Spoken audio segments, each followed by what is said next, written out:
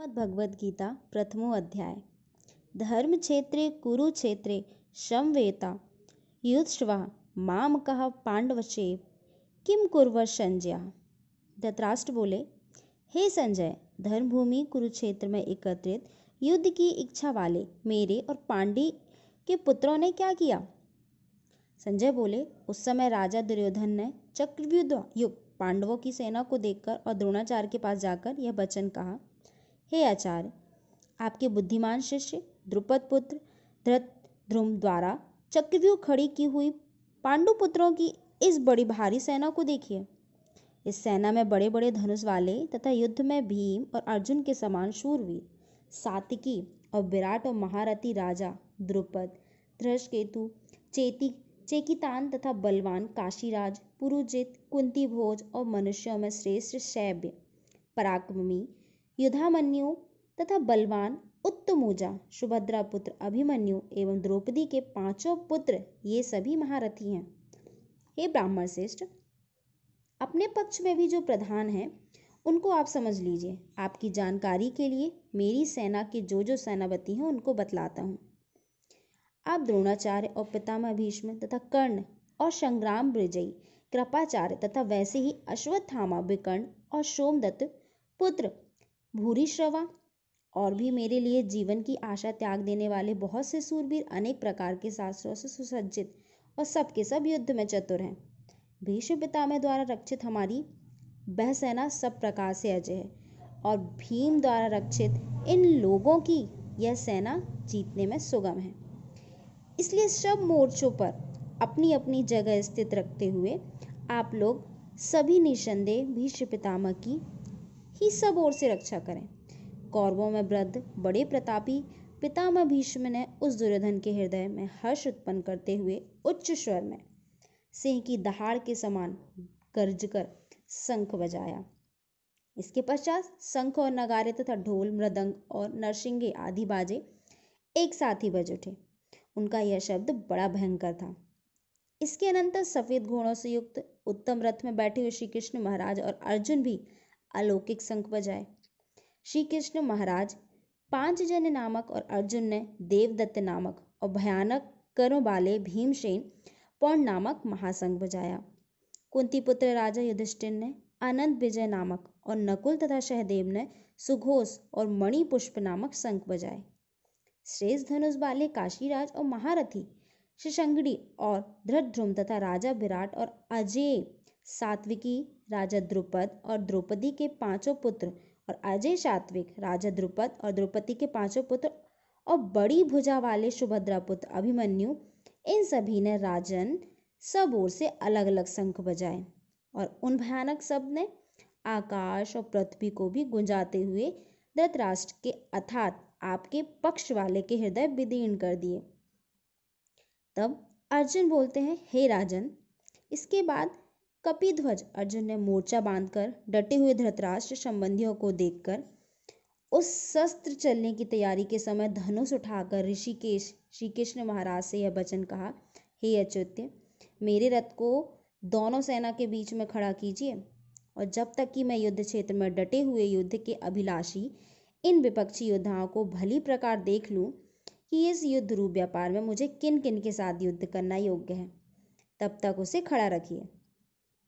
ध्रुव बुद्धि द्रोणाचार्य का युद्ध में ही हित चाहने वाले जो ये राजलोग इन सेना में आए, इन युद्ध करने वालों को मैं देखूंगा। संजय बोले, हे धृतराष्ट्र, अर्जुन द्वारा इस प्रकार कहे हुए महाराज श्री कृष्ण ने दोनों सेनाओं के बीच में भीष्म और द्रोणाचार्य के सामने तथा संपूर्ण राजाओं के सामने उत्तम रथ को खड़ा करके इस प्रकार कहा कि हे पार्थ, युद्ध के लिए जुटे हुए इन कौरवों को देख। इसके बाद प्रथापुत्र अर्जुन ने इन दोनों ही सेनाओं में स्थित ताऊ, चाचों को, दादों, परदादों, गुरुओं और मामाओं को, भाइयों को, पुत्रों को, पोत्रों को तथा मित्रों को, ससुरों को और सुहृदों भी देखा। उस उपस्थिति संपूर्ण बंधुओं को देखकर वे कुंती पुत्र अर्जुन अत्यंत करुणा से युक्त होकर शोक करते हुए यह वचन बोले। अर्जुन बोले, हे कृष्ण, युद्ध क्षेत्र में डटे हुए युद्ध के अभिलाषी इस स्वजन समुदाय को देखकर मेरे अंग शिथिल हुए जा रहे हैं और मुख सूखा जा रहा है तथा मेरे शरीर में कंप एवं रोमांच हो रहा है।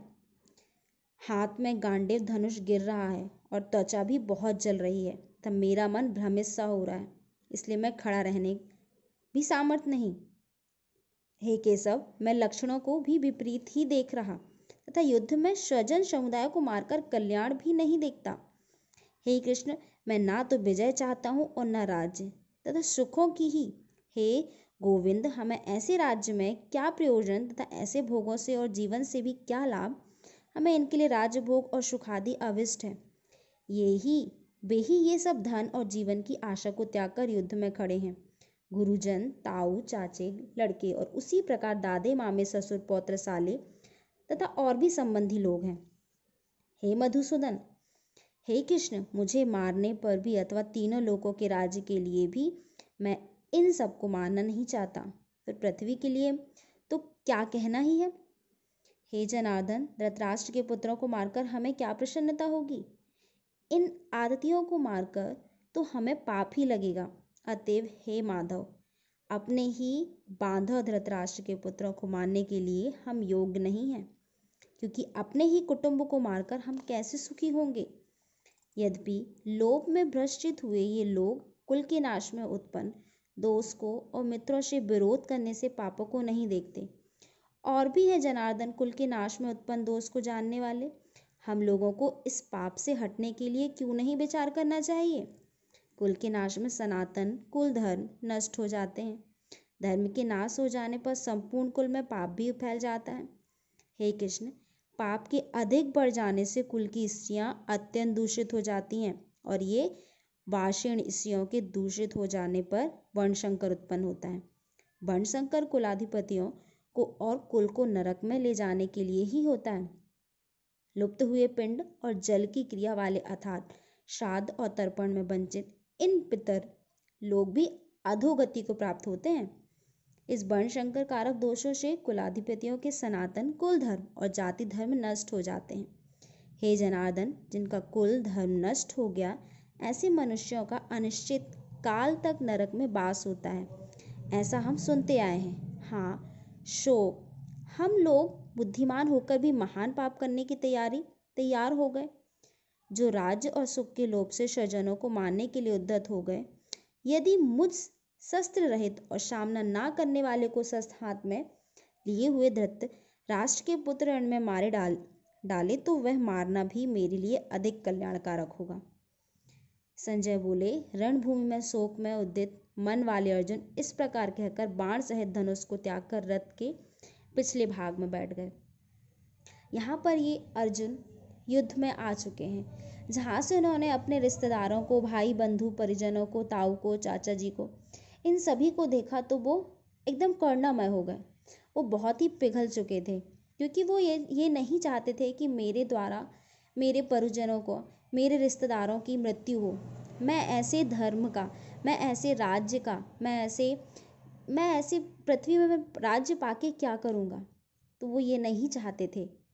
तो प्रथम अध्याय में यही बताया गया है कि श्री अर्जुन श्री कृष्ण से क्या कहते हैं कि मैं यह युद्ध नहीं करना चाहता, क्योंकि इसमें मेरे परिजनों की मृत्यु होगी और मैं अपने परिजनों को नहीं मार सकता और मैं ऐसा सुख प्राप्त नहीं कर सकता, मैं ऐसा राज्य प्राप्त नहीं कर सकता।